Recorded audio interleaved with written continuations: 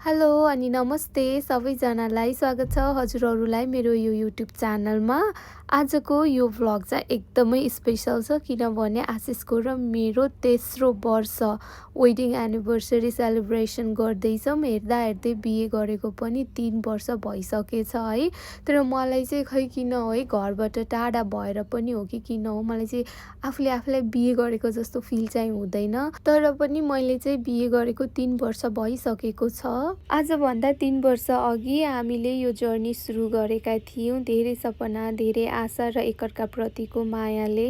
यो बिहे गरेको 3 वर्षको जर्नीमा सधैँ सजिलो र सधैँ राम्रो मात्रै थिएन। नयाँ देश, नयाँ लाइफ, कामको प्रेसर, रेस्पोन्सिबिलिटी र च्यालेन्जेस सबै थियो।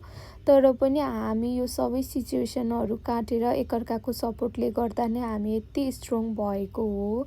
वैवाहिक जीवनमा सपोर्ट चाहिँ हुनै पर्ने कुरा हो। अनि म चाहिँ बिहे गरेको 5-6 महिनामा नै म मेरो बुढासँग अस्ट्रेलिया आएँ। अनि यो नयाँ ठाउँमा यति गाह्रो भयो मलाई।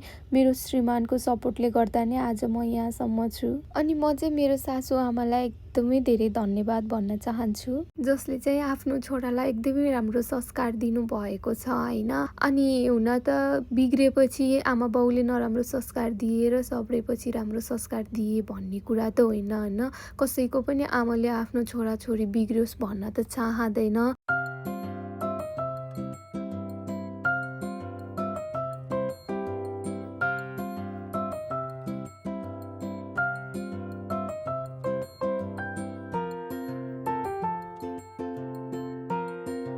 अनि यहाँनिर कि हाम्रो सेलिब्रेसन गर्न लाग्यो होइन एनिभर्सरी।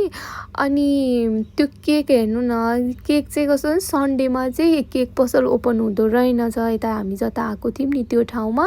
सो हामीले चाहिँ उलिसबाट केक लिएको। अनि जस्ट त्यो केकमा आइस जमेर हुन्छ नि, केक नै पुरा नखुलिरहेको कि। अनि त्यसपछि चाहिँ हाम्रो यहाँ एनिभर्सरीहरू मनायौँ। अनि हाम्रो चाहिँ कोही नि छैन नि त यहाँ, जस्ट आशिष र म मात्रै हो। अनि साथीहरू पनि त्यस्तो खासै छैन मेरो। सो हामी चाहिँ दुवैजना बाहिर आएको थियौँ घरदेखि। अनि हामीले चाहिँ यहाँ हाम्रो एनिभर्सरी सेलिब्रेसन गऱ्यौँ। अनि thank you so much Sana for being a part of my life. मलाई चाहिँ कस्तो लाग्छ भने पर्फेक्ट कपाल हुनुभन्दा पनि एकअर्कालाई बुझ्नु र बुझ्ने कपाल हुनु सबैभन्दा इम्पोर्टेन्ट हो। जिन्दगीमा जति सुखै दुःख आए पनि हामी सधैँ सँगै भएर अगाडि बढ्नुपर्छ। लभ यू साना।